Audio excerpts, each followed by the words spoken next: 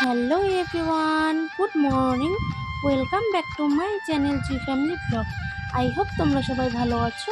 তোমাদের ভালোবাসায় আমরাও ভালো আছি।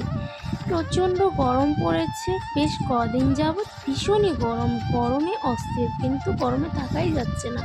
আমার তো জাস্ট শরীরে ঠোসা পড়ে গেল, এরকম গরম।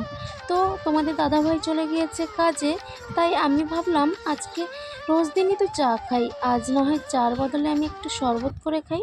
তাই চলে আসলাম একটা শরবতের রেসিপি নিয়ে, আম পোড়ার, কাঁচা আম পোড়ার শরবত নিয়ে।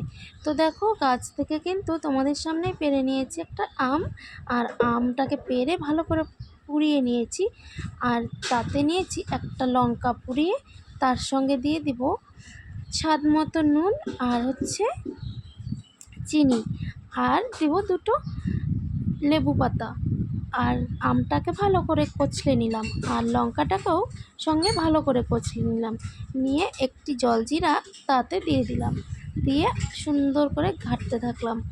ভালো করে নেড়ে ওটাকে চিনি আর লবণ যতক্ষণ না গুলে যাবে ততক্ষণ ভালো করে নেড়ে নিতে হবে। তো তারপরে নিয়ে একটি ছাঁকনি দিয়ে গ্লাসে ছেঁকে নিলাম, জানি ওই আস্তরণগুলো মুখে না লেগে থাকে। এই লঙ্কার বলো আমের বলো ওগুলো ভালো লাগবে না।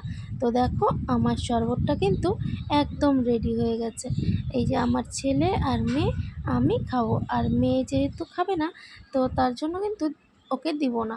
আর সত্যি বলতে, এই শরবতটা তুমি বাড়িতে কেউ আসলেও দিতে পারো বানিয়ে, না আসলেও দিতে পারো, নিজেরাও খেতে পারো, এতটা ভালো আর এতটা টেস্টি হয় খেতে, কি বলবো।